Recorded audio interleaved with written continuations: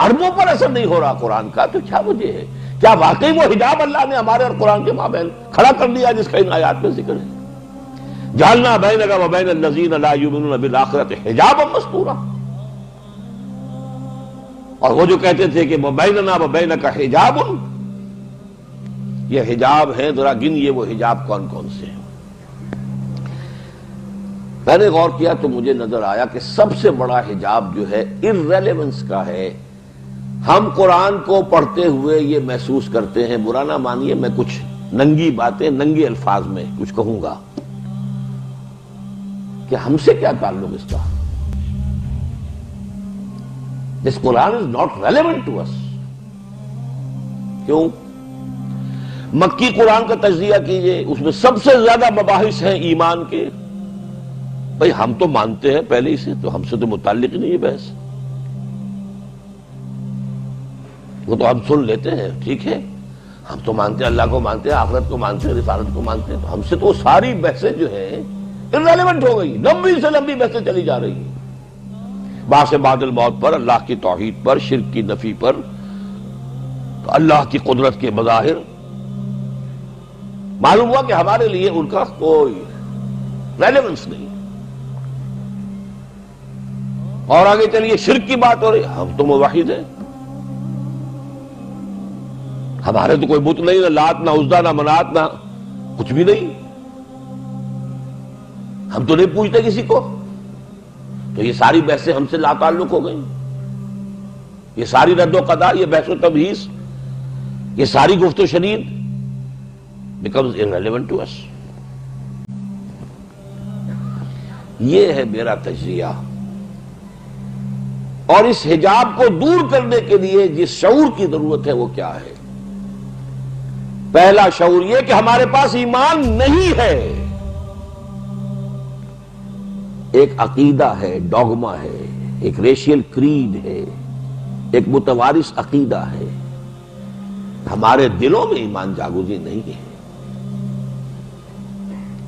یہ سمجھنا کہ ہمارے پاس ایمان ہے وہی حماقت ہے جو کی تھی بدوؤں نے، قالت الاعراب آمنا قل لم تؤمنوا ولکن قولوا اسلمنا ولما يدخل الايمان في قلوبكم۔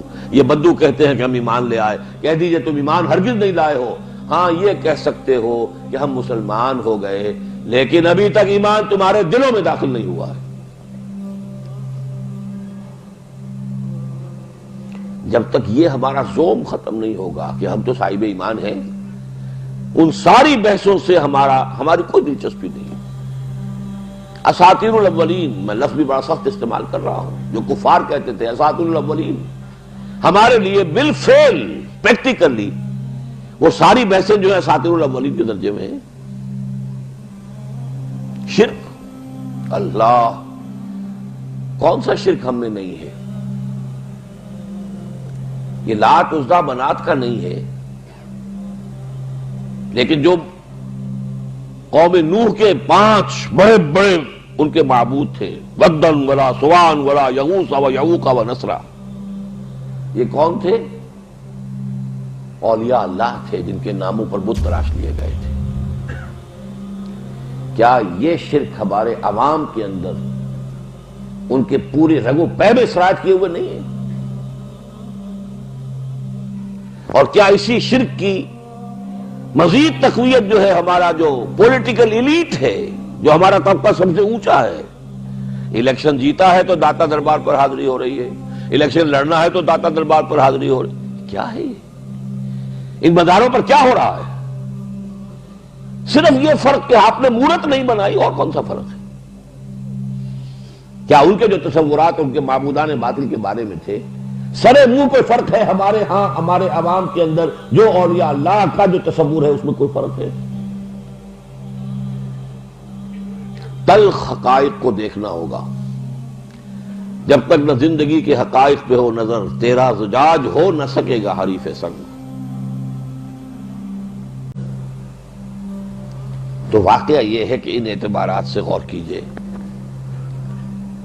کہ ہمارا جو قرآن مجید کے ساتھ متعلق ہونے کا تصور ہے وہ ان حجابات کی وجہ سے ختم۔ قرآن ہم سے متعلق ہی نہیں۔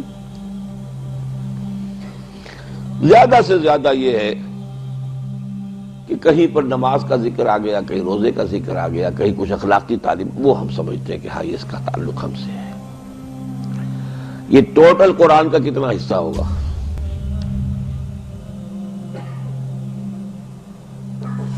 آگے چلیے، یہ تو میں نے مکی قرآن کا تجزیہ کیا، مدنی قرآن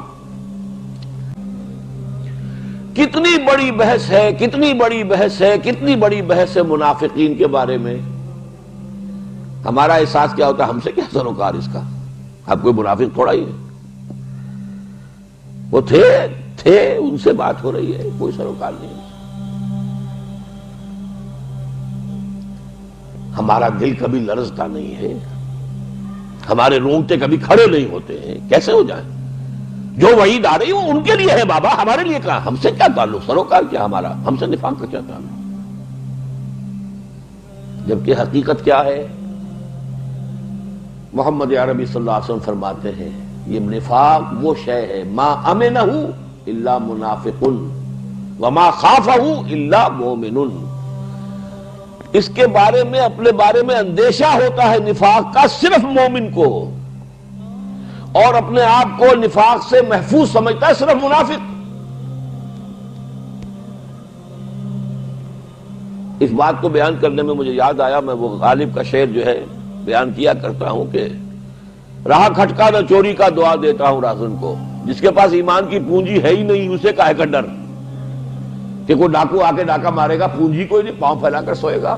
جس کے پاس کوئی تھوڑی بہت پونجی ہے اسے ڈر ہے ڈاکے کا، تو جو صاحب ایمان ہوگا اسے خوف ہوگا نفاق کا، اور جو منافق ہے اسے کیا خوف، پاؤں پھیلا کر سوئے وہ، اور ہم سوتے ہیں۔